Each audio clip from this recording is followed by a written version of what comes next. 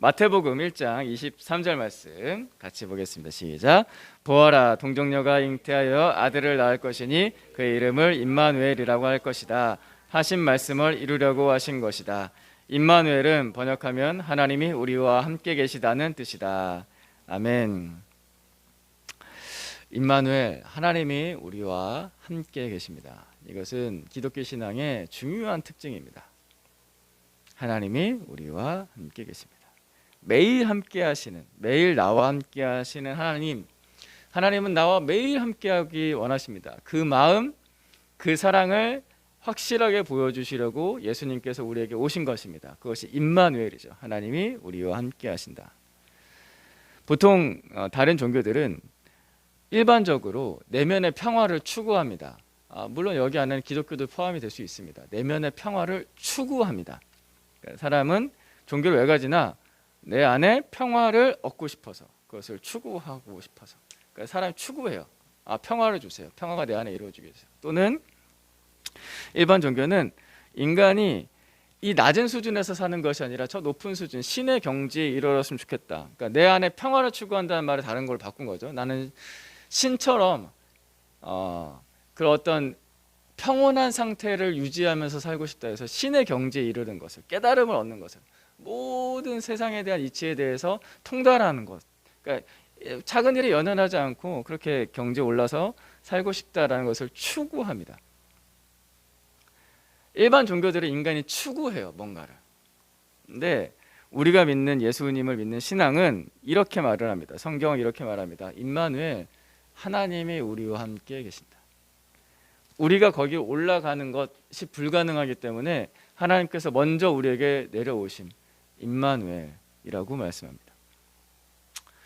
또 어떤 종교에서는 신과의 합일을 추구합니다. 그러니까 신과 내가 하나가 되는 거죠. 기독교에도 이와 비슷한 용어가 있습니다. 근데 합일이란 말을 쓰지 않고 이렇게 표현을 합니다. 우리는 하나님과 연합합니다 라고 합니다. 합일과 연합이란 말이 거의 동의어처럼 쓰이지만 합일의 개념에는 이런 개념이 있어요. 나라는 주체가 사라져요. 그리고 신의 통합이 되는 겁니다. 이게 합일이에요. 신하고 하나가 되는 거. 그러니까 나라는 주체는 사라지고 신화되는 거예요. 연합은 나라는 주체가 있어요, 그대로. 하나님이랑 그분도 그대로 계세요. 근데 그 둘이 주체가 존재하면서 하나가 되는 개념입니다. 이게 어떻게 둘이 존재하면서 하나가 되지? 이게 예수님께서 이렇게 말씀하시거든요. 이런 식으로 아버지께서 내 안에 계시고 내가 아버지 안에 있는 것 같이 내가 너희 안에 있고 너희도 내 안에 있게 하라 함이라. 요한복음에서 이 얘기가 나옵니다. 내가 너희 안에 너희가 내 안에, 내가 아버지 안에 아버지가 내 안에. 삼위일체라는 기독교 교리도요, 이게 머리로는 다 이해는 안 되는데 그 의미를, 그러니까 우리가 다 이해는 안 돼도 이제 마음으로 믿음으로 받아들일 수 있는 부분이 있는데, 독립적인 성부, 성자, 성령이 계시는데 서로 안에 계시면서 하나가 되는 거예요. 아버지 안에 아들, 아들 안에 아버지, 아들 안에 성령, 성령 안에 아들. 그래서 서로 안에 같이 있으면서, 이게 뒤섞여 가지고 뭔가 새로운 게 만들어지는 것이 아니라 독립적으로 있으면서 완전히 하나가 되는 거. 굉장히 독특하죠? 근데 그게 실제로 이루어져요. 성삼위일체가 이루어져요. 그것이 예수님께서 우리에게 원하신 거예요. 아버지가 내 안에 내가 아버지 안에 있는 것 같이 너희도 내 안에. 예수님께서 그걸 원하세요. 내가 너희 안에. 임마누엘. 내가 너희와 함께 할 것이다. 이것이 하나 되는 것, 연합입니다. 그것을 가장 비슷하게 경험하는 것이 부부관계죠. 그리고 부모 자식 관계. 서로 다른 인격적인 존재가 분명히 있지만 서로 안에 있다는 걸 경험하잖아요. 아주 특이한 경험. 물론 경험하지 못하시는 분들도 있어요. 근데 진짜 서로 사랑하면은 서로 안에 있다는 것을 경험합니다. 하나님께서는 그런 사랑, 그런 함께하심 우리에게 주시고자 합니다. 그런데 이게 참 좋은 건데, 함께 한다는 건 참 좋은 건데, 우리가 일상에서 정말 함께 하고 싶지 않은 사람들을 종종 만나죠. 제발 저 사람은 내 인생에서 사라졌으면 좋겠어 라는 사람을 종종 만납니다. 그래서 그런 사람들 앞에는 이런 단어를 요즘 말로 붙이죠. 진상이라고. 저 사람은 진상이다. 이런 얘기를 하잖아요. 진상 상사, 회사에 있는 진상 상사, 진상인 거래처, 또 학교에도 있죠. 진상인 학생, 그죠? 학생만 그런가? 선생님도 그렇죠. 진상인 선생님 꼭 있어요. 우리도 학생 시절 때 그런 분들 꼭 있으셨잖아요. 그런 친구들도 꼭 있었고, 예. 네, 심지어 가족 중에도 진상이 있어요.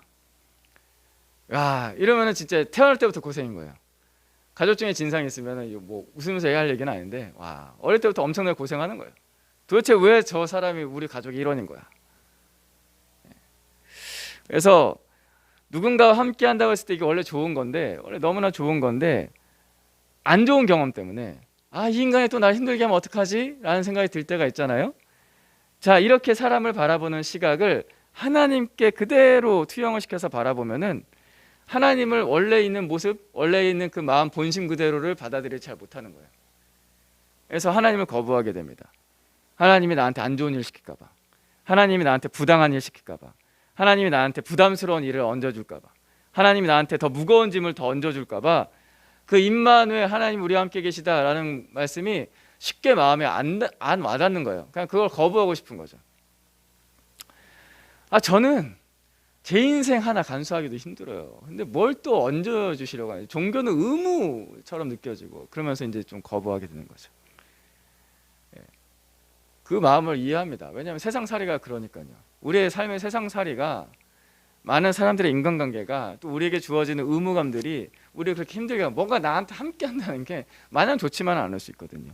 이해하지만 우리가 그 생각의 근거가 무엇이었는지 다시 한번 다 잘 생각해 봐야 됩니다.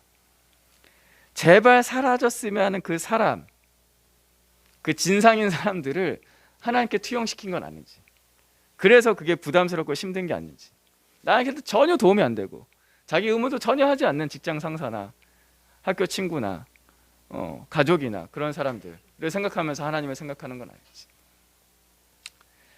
그래서 우리가 하나님을 똑바로 알려면요, 사람을 보고서는 알 수가 없습니다. 그런 안 좋은 케이스들, 특별히 안 좋은 케이스들을 보고서는 하나님을 알 수가 없습니다. 하나님을 바르게 알려면요, 일단 첫 번째 성경이 필요하고요, 두 번째는 앞서서 예수님을 잘 믿은 사람들이 필요합니다. 두 가지예요. 성경이 필요하고요, 앞서서 예수님을 잘 믿은 사람, 이상하게 믿은 사람들 말고 예수님을 잘 믿은 사람들이 필요합니다. 성경에는 그 두 가지가 다 나타나죠. 하나님이 어떠한 분이신지 말씀으로 하나님을 보여주시고, 또 성경에는 그 하나님을 잘 믿은 사람들, 하나님을 잘 만난 사람들의 이야기가 성경에는 기록되어 있습니다. 먼저 아담과 하와가 있죠. 태초에 살아 아담과 하와. 아담과 하와는 하나님과 함께 살았던, 정말 친밀하게 살았던 사람들이잖아요. 그러니까 에덴 동산에서 아담과 하와가 같이 살았어요. 근데 그 아담과 하와가 죄를 지었을 때, 그들이 자신의 수치를 알았을 때 하나님께서 그들에게 어떻게 하셨는가? 그들의 죄와 수치를 가려주시려고 가죽 옷을 지어 입히셨다라고 나옵니다. 그런 하나님이십니다. 그리고 아브라함이라는 사람이 믿음의 조상이라 불리는데 갈대아 우르라는 곳에, 바벨로니아 그 지역에 살았습니다. 메소포타미아 지역에 살았을 때 하나님께서 그 아브라함을 부르십니다. 아브라함을 부르셔서 나를 따라와라, 너로 하여금 복의 근원이 되겠다 말씀하시면서 새로운 길을 열어주실 때 너 혼자가 이렇게 하지 않으셨죠? 그의 나그네 같은 인생길에 계속해서 아브라함과 동행하신 하나님이세요. 아브라함이 살아갈 때는 그는 후대에는 믿음의 조상이라 불렸지만 그가 살아갈 당시에는 매일같이 떠돌이 인생이었어요. 여기다 장막 짓고 저기다 장막 짓고, 여기로 움직였다가 저기로 움직였다가, 뭐 약속의 땅을 주시겠다고 하셨는데, 뭐 많은 자손을 주시겠다고 하셨는데 뭐 보이지도 않고, 근데 그 모든 여정 가운데 하나님께서 그 아브라함과 한 걸음 한 걸음 동행해 주신 하나님, 임마누엘 하신 하나님이셨죠.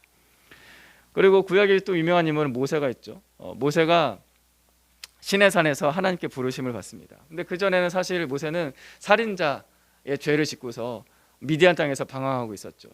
그때 하나님께서는 그 모세를 부르셔서 그 위축되고 그 상처받고 그 눌려 있는 사람을 부르셔서 내가 너를 이제 이스라엘의 구원자로 보낼 거야 라고 하시면서 그를 일으켜 세워주십니다. 또 혼자 보내십니까? 함께 가시죠. 함께 가셔서 그 시내산에서부터 미디안 땅에서부터 저 이집트 땅까지 가셔서 거기서 하나님의 실존을 보여주시고 하나님의 능력을 보여주시는 임마누엘 하신 하나님. 그리고 하나님을 또 친밀하게 경험했던 사람 중에는 다윗이 있습니다. 다윗은 양치기 목동이었는데 하나님께서 그 목장에서 다윗을 부르셔서 내가 너 왕 삼을 거야 라고 하셨는데, 좋은 일만 있었나요? 좋은 일만 있지 않았어요. 고생이 굉장히 많았습니다. 전쟁을 겪고 사울 왕의 위협을 겪었습니다. 그때 다윗이 많은 고난을 겪었지만 그의 시편들을 볼 때마다, 그가 지은 시들을 볼 때마다 그와 함께 하신 하나님을 경험하게 됩니다. 그를 지키시고 보호하시고 목자가 되신 하나님, 유명한 시편이죠. 여호와는 나의 목자시니 내게 부족함이 없도다. 임마누엘 하신 하나님이십니다. 신약에 와서는 이런 사람이 있습니다. 예수님의 제자 중에서 무화과나무 아래에서 묵상하던 사람이 있습니다. 무화과나무 아래에서 깊이 고민하며 묵상하며 기도하던 사람이 있었습니다. 그 사람의 이름은 나다나엘이라는 사람입니다. 나다나엘. 아무도 그의 마음을 잘 알아주지 않을 때 예수님께서는 그를 딱 바라보시면서 너는 진짜 이스라엘 사람이구나. 네 속에 간사함이 없다 라고 하시면서 나다나엘의 그 속마음을 읽어주세요. 네가 왜 무화과나무 아래에서 묵상했는지, 뭘 기도했는지 난 네 마음 알아 라고 하시면서 그와 함께 하신 임마누엘 하신 예수님을 보여주십니다. 베드로가 예수님께서 십자가를 앞두고서 재판당하실 때 베드로가 끝까지 그 재판정까지 가지 않습니까? 근데 거기 가서 베드로가 3번이나 예수님을 부인해요. 마지막 3번째 예수님을 부인할 때 그 장면에서 예수님께서 베드로를 딱 바라봐 주십니다. 그건 정죄의 바라봄이었을까요? 아니면 측은 여김이었을까요? 그 뒷이야기를 보면 알 수 있는데, 베드로가 자포자기하고서 다시 갈릴리로 가서 어부로서 일을 할 때 예수님께서 그에게 다시 찾아가시는, 부활하신 예수님이 다시 찾아가셔서 베드로야, 네가 나 사랑하지? 내 양을 맡긴다. 나를 따르라. 다시 말씀하시면서 베드로와 함께 해주시는 예수님을 보여주십니다. 신약 성경에서 가장 많은 분량을 기록했던 바울은 다마스커스로 가던 길에서 예수님을 만나잖아요. 그 길이 어떤 길이었냐면 기독교인들을 핍박하러 가던 길이었어요. 사람들 잡아 죽이러 가던 길에 예수님께서 그 사울을 부르셔서 구원하시고 사도로 보내십니다. 이제는 바울이 역전이 됐어요. 복음 전하다가 핍박당하고 돌 맞고 죽을 지경에 막 배에 파손당하고 사람들이 나 죽이려고 하고, 그때 바울이 이렇게 고백합니다. 내 곁에 주님께서 서서 내게 힘을 주시고 위로하신다. 바울과 함께 하신 임마누엘 하신 하나님. 우리가 성경을 그래서 잘 봐야 됩니다. 일상에서 만났던 사람들과의 우리 인생의 많은 이야기들과 영향력들 속에서 하나님에 대해서 오해하는 것들이 많은데, 우리 성경의 이야기, 그리고 성경에서 예수님을 만난 사람들의 이야기, 하나님을 만난 사람들의 이야기를 잘 바라보면은 하나님이 어떤 분이신지를 알 수 있습니다. 그리고 특별히 또 성경 이야기가 또 멀게 느껴질 수 있잖아요. 지금 여기 있는 사람들, 우리 교회 형제자매들의 이야기, 최근에 몇 주에 걸쳐서 간증도 같이 듣고 했는데 그 사람들의 이야기를 잘 보세요. 예수님께 은혜 받고 예수님을 잘 믿었던 사람들의 이야기를 잘 보면은 그분은 어떤 분이신지 알 수 있습니다. 임마누엘, 우리와 함께 하시는 하나님. 하나님께서 함께 하시는 것은 건지심이에요. 용서하심이시고 덮어주심이고 구원하심이고 사랑입니다. 하나님께서 우리와 함께 하십니다. 오늘이 2024년 마지막 주일입니다. 올 한 해 어떻게 잘 사셨습니까? 어떻게 사셨습니까? 그 1월 첫째 주부터 지금 마지막 12월 마지막 주까지 어떻게 살았죠? 그러니까 어찌저찌 하다 보니까 여기까지 왔네? 라고 생각이 들 수도 있는데요. 곰곰이 잘 생각해 보셔야 돼요. 그래서 제가 우리 교회에서 이 기도카드 나눠드렸잖아요. 그거 생각해 보라고. 곰곰이 잘 생각해 보면 우리가 힘든 순간에 하나님 거기 계시지 않았습니까?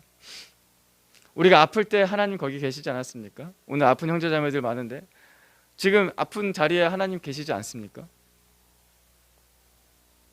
내가 눈물 지을 때 하나님 거기 계시지 않았습니까? 내가 고통스러울 때 하나님 거기 계시지 않았습니까? 또 내가 기쁘고 감사할 때도 하나님 거기 계시지 않았습니까? 하나님은 임마누엘 하십니다. 우리와 함께 하십니다. 우리의 잘못된 시각을 내려놓고서요, 하나님의 그 본심, 나와 함께 하기 원하신 그 본심과 그분의 행하심을 잘 바라봅시다. 3일 뒤면은 2025년 연도수가 바뀝니다. 2025년 새해가 시작이 되는데, 새해에 여러분 소망이 크세요? 아니면 걱정이 크세요?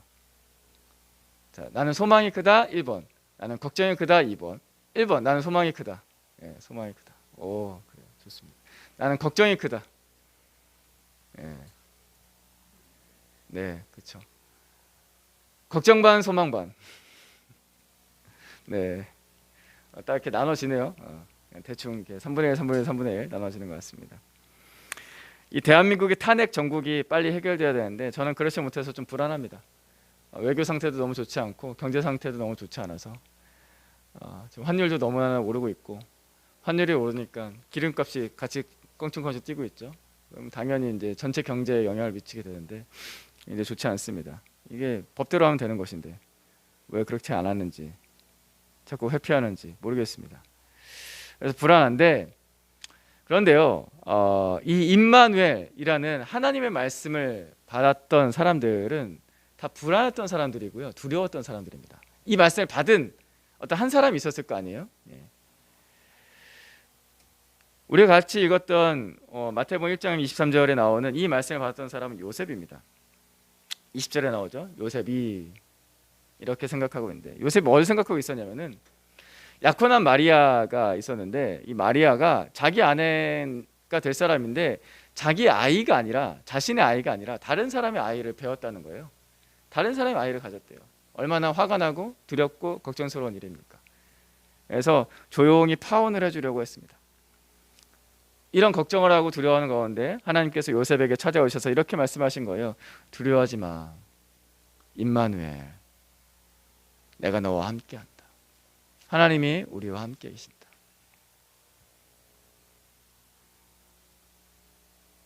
임마누엘은 두려워하는 자에게 주시는 말씀입니다. 그리고 이 말씀 원래 구약 시대에 먼저 예언되었던 말씀입니다. 임마누엘을 제일 처음 들었던 사람은 구약 시대 중에서 남북 분열왕국 시대에, 그러니까 후기죠. 구약 시대 후기. 남북 분열왕국 시대에 남유다 쪽에 아하스 왕이 이 말씀을 처음 들었던 사람입니다. 그때 어떤 사건이 있었냐면은 시리아라는 나라, 시리아 왕 르신하고 북이스라엘, 남북조 왕국이 갈라졌으니까 북이스라엘의 베가라는 왕이 서로 연합을 해서 남유다를 쳐들어 왔을 때의 일입니다. 나라 하나만 쳐들어와도 전쟁이 일어나도 두려운데 두 나라가 연합을 해서 쳐들어왔으니까 얼마나 두렵겠어요? 열세였겠죠. 그때 남유다의 아하스 왕이 굉장히 두려웠습니다. 그 남유다의 아하스 왕이 얼마나 두려웠는지 이사야서에는 이렇게 나옵니다. 아하스 왕의 마음이 수풀처럼 흔들렸다. 어찌할 뻔을 덜덜덜 떨고 있었던 거죠. 그때 그 유명한 선지자 이사야가 아하스 왕에게 와서 하나님의 말씀을 전했습니다. 두려워하지 마라. 임마누엘, 하나님이 우리와 함께 계신다. 임마누엘은 두려워하는 사람, 걱정하는 사람에게 주시는 하나님의 말씀, 하나님의 이름입니다. 하나님이 우리와 함께 계신다. 여러분 두려운 일 있으세요? 불안한 미래 때문에 두려우세요? 무력하고 무능한 자신 때문에 두려우세요? 나 인생 어떻게 살지? 직장 상사 내일 또 만날 것 때문에 두려우세요? 학교에서 이상한 사람 만날까 봐 두려우세요? 내 인생 실패할까 봐 두려우십니까? 돈 적게 벌까 봐 두려우십니까? 계획대로 안 될까 봐 두려우십니까? 몹쓸 병에 걸려서 아플까 봐 두렵습니까? 또 우리 자녀들이 잘못될까 봐, 안 좋은 일 생길까 봐 두려우십니까? 두렵죠. 인간의 삶은 두려움의 연속입니다. 안 두려울 수가 없어요. 우린 너무나 연약하거든요. 생명이라는 존재 자체는 그 생명이라는 말 자체가, 그러니까 이 땅에서 살아가는 그 생명이라는 말 자체가 굉장히 연약해요. 그 존재 자체가 연약해요. 강력한 생명을 가진 존재가 있을까요? 죽지 않는 존재가 없잖아요. 그러니까 다 연약해요. 늘 두려워요. 삶은 두려움의 연속입니다. 여러분에게 그 두려움을 해결할 능력이 있으십니까? 방법이 있으세요? 나의 생명 자체가 연약한데 열심히 살면 될까요? 열심히 살면 내 생명만 더 소진하죠. 열심히 한평생 바쳐서 일을 하고 나면은 나중에 얻는 것은 늙음이에요. 늙고 병들어요. 물론 노후는 편할 수도 있겠지만 결국엔 죽어요. 하나님께서는 답을 보여주십니다. 그런 인생일 수밖에 없는 우리의 삶을 보시면서 이렇게 말씀하시죠. 임마누엘, 하나님이 너와 우리와 함께 계신다. 이것이 하나님께서 우리에게 주신 길이고 방법입니다. 그러니까 나의 삶을 나 혼자서 살아간다는 것 자체는 굉장히 불안할 수밖에 없는 거예요. 앞서 말씀드린 두 사람 있지 않습니까? 구약 시대의 아하스 왕과 신약 시대의 요셉이라는 사람. 이 두 사람 똑같이 모두 다 임마누엘 같은 말씀을 받았어요. 두려울 때.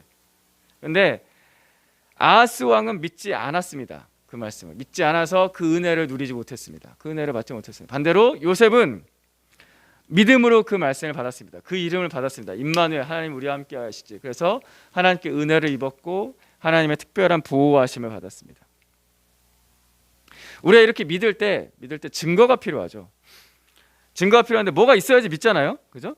근데 그 증거가 뭐냐면은 앞서 말씀드린 성경과 앞서서 예수를 잘 믿은 사람들입니다. 하나님의 말씀과 그 말씀을 경험한 사람들이에요. 임마누엘은 이 두 가지를 다 보여줘요. 임마누엘 그 말씀 자체가 하나님의 말씀이고, 임마누엘은 그 말씀을 경험한 사람들의 이야기가 계속 나오거든요. 임마누엘, 하나님이 우리와 함께 계신다라는 것을 나의 잘못된 시각을 내려놓고서 성경을 바라보면서 예수를 먼저 잘 믿은 사람들을 바라보면서 임마누엘 하나님을 믿으세요. 하나님의 그 본심, 나와 함께하기 원하시는 그분의 행동을 믿으세요. 앞서 말씀드렸던 사람들 다시 또 읊어볼까요? 아담과 하와, 아브라함, 모세, 다윗, 나다나엘, 베드로, 바울, 요셉, 그리고 여기 있는 사람들. 믿을 증거를 요청하잖아요. 사람들은 여기 있다고요. 그러니까 그걸 보고 믿으세요. 자꾸 나의 뒤틀린 시각으로 안 믿겨지는 것만 보지 말고 믿을 수 있는 하나님의 말씀과 그 말씀을 경험한 사람들을 보고 믿으세요. 하나님께서 함께 하심은 나를 건지심입니다. 나를 용서하심이고, 나를 덮어주시는 거고, 나를 구원하시는 거고, 나와 동행해 주심이고, 나를 사랑하십니다. 하나님 지금 여기 함께 계십니까? 여기 지금 함께 계세요. 누가복음 3장 23절, 23절하고 38절 두 구절 말씀 볼까요?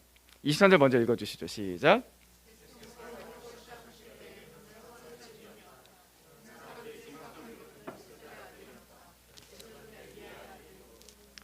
에노스 셋 아담에게 이르는데 아담은 하나님의 아들이다. 성경에는 족보가 많이 나옵니다. 구약에도 족보가 많이 있고요. 신약에도 족보가 몇 차례 나옵니다. 누가복음 3장 이 말씀도 예수님의 족보입니다. 보통 족보는요 이렇게 쓰여지죠. 고조할아버지, 증조할아버지, 할아버지, 그다음에 아버지, 아들 이런 식으로 이렇게 딱 이렇게 쭉 이렇게 위에서부터 아래로 하향식으로 기록이 됩니다. 그런데 이 누가복음 3장의 족보는 반대예요. 아들, 아버지, 할아버지, 증조할아버지, 고조할아버지 위로 쭉 이렇게 올라갑니다. 그래서 예수님의 족보를 따라서 쭉 올라가는 거예요. 예수님, 요셉, 엘리 이렇게 쭉 올라가요. 그래서 마지막에 에노스, 셋, 아담까지 올라가죠. 거꾸로 올라가요. 거꾸로 걸어서 올라가서 제일 마지막에는 누가 나오십니까? 하나님이 나옵니다. 그리고 이렇게 마치죠. 아담은 하나님의 아들이다. 이 족보는 두 가지를 보여줍니다. 먼저는 예수님께서는 하나님께서 보내신 하나님의 아들이시다라는 것을 보여주고, 또 한 가지는 원래 사람도 하나님의 아들로서 창조되었다라는 것을 보여줍니다. 이 두 가지를 보여주죠. 그런데 사람이 이 하나님의 자녀된 정체성을 잃어버렸어요. 임마누엘을 잃어버린 거예요. 하나님께서 우리와 함께 계시다는 것을 잃어버렸습니다. 그래서 우리의 생각과 말과 행동에서 하나님을 아버지로 경험하거나 느끼거나 고백하는 것들이 사라져요. 그러니까 하나님께서 나와 함께 계시다는 것을 잘 못 느끼는 거예요. 임마누엘을 경험하지 못하는 거예요. 이것이 죄인의 모습입니다. 하나님을 잃어버리고 하나님을 떠난 것이 죄의 시작이고, 하나님을 그래서 완전히 잃어버리고 살아가는 삶 자체가 그게 죄를 지으면서 계속해서 살아가는 삶이죠. 그래서 인생이 방황합니다. 아버지를 잃어버렸기 때문에. 그래서 인생이 고생합니다. 아버지를 잃어버렸기 때문에. 이걸 해결해야 되잖아요. 뭘 해결해야 되냐면은 임마누엘을 회복을 해야 되는 거예요. 하나님께서 우리와 함께 계시다. 근데 이거 인간의 힘으로 안 된다고요. 그래서 예수님께서 임마누엘, 하나님께서 우리와 함께 계심으로 우리 가운데 오셨습니다. 하나님의 친아들이 잃어버린 자녀들, 임마누엘을 잃어버린 자녀들을 찾으러 오신 겁니다. 여기 23절 중간 부분에 보시면은 그는 사람들이 생각하기로는 요셉의 아들이었다라고 나오죠. 예수님을 요셉의 아들로 생각한 사람들이 많았습니다. 그냥 요셉의 아들로만 생각한 거예요. 이것 때문에 예수님을 못 믿은 사람들이 많았습니다. 심지어 특히 누가 예수님을 잘 못 믿었을까요? 요셉의 아들로 제일 잘 알았던 사람들, 동네 사람들과 그리고 가족들이죠. 예수님의 친동생들도 예수님을 하나님의 아들로 못 믿었어요. 왜요? 너나 나나 같이 요셉의 아들이거든. 근데 갑자기 하나님의 아들이래. 그러니까 안 믿기는 거죠. 그래서 예수님의 친동생들도 예수님께서 십자가에서 죽으시고 부활하실 때까지 잘 못 믿었습니다. 너나 나나 똑같은 거니까. 요셉의 아들 예수님은 믿을 근거가 없어요. 우리의 삶을 변화시킬 하나님의 능력이 보이지 않아요. 그러니까 믿을 수가 없는 거죠. 자, 그런데 우리 자신에 대한 이해도 이처럼 여기에 머물 때가 많다라는 거예요. 하나님의 자녀로서의 자신이 아니라 누구누구의 아들, 누구누구의 딸로만, 그러니까 사람의 아들, 딸로만 자신을 이해하는 거예요. 그래서 오해하지 마세요. 우리가 부모님을 부정하자는 게 아니에요. 우리 낳아주신 부모님 너무 소중하시고 사랑해야 될 대상이, 공경해야 될 대상이죠. 문제는 뭐냐면은 교회를 다니는데 예수를 믿겠다고 하는데 하나님의 자녀된 정체성이 분명하지 않다라는 게 문제라는 거예요. 그래서 중에 이런 사람도 있죠. 제가 교회는 다니긴 하는데 아직 하나님을 못 믿겠어요. 신앙생활도 충분히 하지 않았어요. 그러니까 제가 하나님의 자녀인 걸 잘 모르겠다는 거죠. 그럴 수 있습니다. 또 어떤 사람들은 내가 하나님 믿긴 믿었어요. 예수님 영접했어요. 그래서 내가 예수님을 믿고 구원받았다는 것도 확신도 있어요. 근데 지금 상태가 안 좋아. 지금 믿음의 상태가 너무 안 좋아. 그래서 내가 하나님의 자녀된 정체성이 좀 없어요. 약해요. 라고 하는 분도 있을 수 있습니다. 그렇게 생각할 수도 있습니다. 할 수도 있는데 그런 생각을 할 수도 있다라는 거지 그 생각이 맞다라는 건 아니에요. 그 생각은 잘못된 거예요. 왜냐면은 내가 하나님의 자녀된 자격을 나 자신에게서 찾는 오류거든요. 나 스스로한테서 하나님의 자녀된 자격을 찾으려고 하는 거예요. 하나님의 자녀된 자격은요 어떻게 주어지냐면은 하나님께서 나를 낳으셨기 때문에 주어지는 거예요.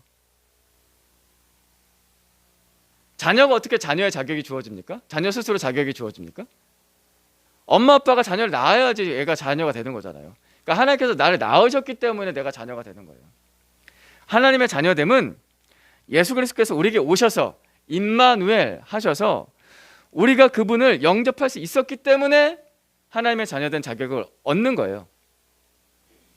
내가 스스로 만들어내는 것이 아니라 예수님께 집중해야 돼요. 임마누엘 하신 예수님께. 요한복음 1장 12절에서 13절 말씀 같이 볼까요? 시작. 그러나 그를 맞아들인 사람들 곧 그 이름을 믿는 사람들에게는 하나님의 자녀가 되는 특권을 주셨다. 이들은 혈통에서나 육정에서나 사람의 뜻에서 나지 아니하고 하나님에게서 났다. 아멘. 하나님께서 자녀가 되는 특권을 주시는 거예요. 하나님이 나를 낳으시는 거예요. 내가 자꾸 뭘 하려고 하지 마시고 안 되는 거 가지고 되게 하려고 하지 마시고 임마누엘 하신 예수님께 집중하세요. 그분이 내게 오시기 때문에 내가 그분을 영접할 수 있는 거예요. 내가 막 그분한테 막 가가지고 내가 그분을 영접하겠어가 아니에요. 그분이 내게 먼저 찾아오셨기 때문에 내가 그분을 영접할 수 있는 거예요. 나를 부르셨기 때문에, 나를 택하셨기 때문에, 나를 사랑하시기 때문에. 그러니까 그분께 집중해야 돼요. 그분이 나를 낳으신 거예요. 내가 낳았나요, 나를? 이상하잖아요. 내가 나를 어떻게 낳아? 하나님이 나를 낳으십니다. 그분께 집중하세요. 임마누엘. 그렇게 나와 함께하기 원하시는 임마누엘. 친아들이신 예수님께서 우리에게 오셔서 임마누엘을 보여주셨어요. 그분을 집중하세요. 그분께 주목하세요. 잃어버린 자녀를 찾으셔서 하나님 아버지 곁에 있게 하세요. 누가? 예수님이, 임마누엘 하신 예수님이 우리를 하나님 아버지 곁에 있게 하세요. 그래서 자녀의 자격을 얻게 하세요. 그분께 집중하세요. 그분께 의지하시라고요. 그래서 여러분 두려울 때마다, 걱정스러울 때마다 이 말씀을 펼쳐서 한번 보세요. 요한복음 1장 12절 13절 말씀도 펼쳐서 보시고, 마태복음 1장 23절 임마누엘 하나님 우리와 함께 계시다 이 말씀을 펼쳐서 보시고, 아 하나님이 나와 함께 하시지. 내가 지금 하나님께 뭘 하려고 다가서려고 이렇게 노력할 수 있는 어떤 상황이 아닌데, 나한테 자격이 전혀 없는데 임마누엘, 하나님이 나와 함께 하시지. 이걸 보시면서 펼쳐놓고 믿으세요. 그 말씀을 보시고. 죄를 깨닫고 죄를 회개하고 하나님 믿는 게 어려우세요? 그때 이 말씀을 펼쳐놓고 있는 거예요. 그리고 그 말씀을 경험한 사람들 한번 떠올려 보세요. 앞에서 또 말씀드렸죠. 아담과 하와, 모세, 아브라함, 다윗, 나다나엘, 베드로, 바울, 그리고 여기 예수님을 먼저 믿은 우리 교회 식구들 생각해 보세요. 그걸 보고서 떠올려 보시면서 믿는 거예요. 임마누엘, 하나님이 여기 함께 하시지. 증거가 있으면은 믿는 겁니다. 다른 어떤 더 특별한 증거를 원하십니까? 그것은 내가 지금 내 시야가 잘못되었기 때문에 자꾸 다른 걸 요청하는 거예요. 이미 증거는 충분해요. 성경이 여기 있고 예수를 믿은 사람들이 있습니다. 임마누엘, 그 예수님께서 우리를 모든 죄에서 건지십니다. 모든 두려움에서도 건지세요. 임마누엘, 그 예수님께서 우리를 하나님 아버지 옆에 자녀로 있게 하십니다. 그분을 의지하고 믿으시면 됩니다. 이제 우리가 매일 하나님 곁에 이 머무는 은혜, 이 임마누엘의 은혜를 어떻게 구체적으로 경험하면서 살아갈까? 의지하라고 했는데 뭐 어떻게 의지해? 믿으라고 했는데 뭘 어떻게 믿는 거야? 또 이 생각이 드시잖아요. 아주 단순합니다. 이거는 우리가 세상과 친밀하게 살면은 세상 사람의 정체성을 가지게 되는 거고요. 하나님과 친밀하게 살면은 하나님의 자녀의 정체성을 가지게 됩니다. 다니엘서 8장 11절 말씀 같이 볼까요? 같이 봅시다. 시작. 그것이 마치 하늘 군대를 주관하시는 분만큼이나 강해진 듯 하더니 그분에게 매일 드리는 제사마저 없애버리고 그분의 성전도 파괴하였다. 아멘. 이 말씀은 뭐냐면은 마지막 때에 올 환란에 대한 예언입니다. 마지막 날에 대한 예언. 구약 말씀인데 마지막 날에 대한 예언이 기록되어 있습니다. 다니엘서 8장 11절에. 마지막 때가 되면 어떤 일이 일어나는가? 그 중에 하나가 뭐냐면은 우리가 매일 드리는 제사마저 없애버린다라고 나옵니다. 매일 드리는 예배가 사라지게 됩니다. 기도도 못하고요, 성경 읽기도 못하고요, 예배도 못 드리고요. 마지막 때로 가면 갈수록 악한 영 사탄은 하나님의 자녀된 정체성을 이렇게 뒤흔들 것입니다. 세상과 더 친밀해지고 하나님과 친밀해지는 모든 수단을 다 제거해 나갑니다. 그러니까 지금부터 하나님께 예배드리는 자리를 소중하게 여기십시오. 그거 왜 할까요? 임마누엘, 하나님을 경험하려고, 그분과 친밀하게 지내려고. 여러분이 기도하는 그 시간이요, 결코 그냥 뭐 하루 중에 잠깐이라도 뭐 경건하게 좀 살아봐야지 라는 식의 그런 어떤 연습 삼아 훈련 삼아만 하는 그런 게 아니에요. 하나님과 친밀하게 지내는 중요한 수단입니다. 성경 읽는 것도 그렇고 우리가 예배당에 앉아서 예배 드리는 것도 그렇고 하나님과 친밀하게 지내세요. 임마누엘 하시는 분이시라고요. 하나님이 여기 우리와 함께 계세요. 임마누엘을 우리가 말씀을 받기도 하지만 그것에 대한 고백으로서의 반응도 있어야 되는 거죠. 임마누엘 하시니까 내가 기도하는 거예요. 하나님 우리와 함께 계시니까 내가 말씀을 보는 거예요. 여기 계시는 하나님께 우리가 예배 드리는 겁니다. 사람에게 예배하나요? 우리가 지금? 저한테 예배하나요? 그런 거 전혀 아니잖아요. 제가 여러분한테 예배하나요? 그런 게 아니에요. 하나님이 여기 이 자리에 함께 계시기 때문에. 내일부터 2025년 주와 함께 묵상 다시 또 시작합니다. 다시 처음부터 시작해서 신구약 성경을 한 바퀴를 다시 돕니다. 그리고 또 새벽 기도도 동일하게 드릴 겁니다. 매주 주일 예배는 제가 병원에 가지 않는 이상, 오늘도 몸 상태가 좋지 않지만 막 그게 엄청 좋진 않아요. 엄청 좋지 않지 않아요. 괜찮아요. 목소리만 좀 이상할 뿐이지 몸 컨디션은 완전 괜찮은데 제가 병원에 가지 않는 이상, 입원하지 않는 이상 쉬지 않고 드릴 겁니다. 근데 뭐 제가 입원하더라도 여러분끼리 드리실 수 있잖아요. 아멘? 하나님 여기 계시니까 아멘 안 하세요. 갑자기 막 힘들어지려고 그래요. 제가 여기 없어도 목사 하나 없다고 예배 못 드립니까? 그건 아니잖아요. 저 없어도 여러분끼리 알아서 목사님이 이번 주에 병원에 입원하셨대. 입원할 일이 언제 있을지 모르겠지만 언제가 저희 입원할 수도 있겠죠. 우리 교회 뭐 부목사님 안 계시고 전도사님 안 계시면은 앞으로도 계속 그럴 거면은 그럴 수 있잖아요. 여러분 중에 누군가 찬양 한 명 담당하고 오늘처럼 형제나 자매 중에서 간증 한 명 하시고 예배 드리면 되는 거예요. 왜? 하나님이 여기 계시니까. 아멘이십니까? 네. 하나님이 여기 계시니까. 우리는 그렇게 계속 갈 겁니다. 이 겨울방학 지나면은 양육도 다시 하잖아요. 이거 모든 거 다 왜 합니까? 임마누엘, 하나님이 여기 계시니까. 그 하나님과 친밀하게 살기 위해서, 그 친밀함을 더 경험하기 위해서 기도하고 말씀 보고 예배드리고 양육도 받고 하는 겁니다. 하나님이 여기 우리와 함께 계십니다. 이것이 우리의 실제적인 고백이 되길 바랍니다. 여기 주일뿐만 아니라 월, 화, 수, 목, 금, 토, 요일도 하나님이 우리와 함께 계십니다. 걱정이 될 때마다, 두려울 때마다 마태복음 1장 23절 펼쳐놓고 읽으세요. 아, 요셉이 두려울 때 이 말씀 받았지. 임마누엘, 하나님이 우리와 함께 계신다.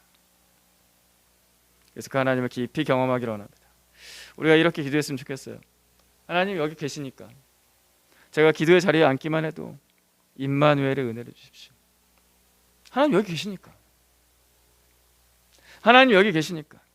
하나님 제가 예배당에 앉아있기만 해도 받는 은혜, 그 은혜 주십시오. 임마누엘의 그 은혜를 주십시오. 하나님 여기 계신다고 하셨습니까? 우리와 함께 계신다고 하셨습니까? 하나님이 우리와 함께 계시니까 우리는 이 기도 충분히 할 수 있어요. 우리와 함께 하신 하나님. 주님 지금 여기 계시니 주님 제가 이 자리에 말씀 앞에 기도할 때 제가 걸어가면서도 주님을 생각할 때 임마누엘 하나님 저와 함께 해주십시오. 제게 지금 그 은혜 주십시오. 기도할 수 있습니다. 하나님이 우리와 함께 계십니다. 우리 옆에 사람들에게 이렇게 고백할까요? 하나님이 우리와 함께 계십니다. 좀 더 따뜻하게 해볼까요? 하나님이 당신과 함께 계십니다. 하나님이 당신과 함께 계십니다. 네, 우리와 함께 계시고 당신과 함께 계십니다. 또 오늘 아프지만 함께 나오지 못한 사람들과도 함께 계십니다. 여러분 아픈 침상 가운데도 함께 계십니다. 그리고 이 나라의 어려운 전국 가운데도 함께 계십니다. 또 슬픔 당한 많은 사람들과도 주님께서 함께 계십니다. 임마누엘 하나님 우리와 함께 계십니다. 기도하겠습니다. 하나님 아버지, 우리 너무나 연약합니다. 우리의 삶 자체는 흔들리는 숲풀처럼 너무나 연약합니다. 두려울 때가 많고 걱정스러울 때가 많습니다.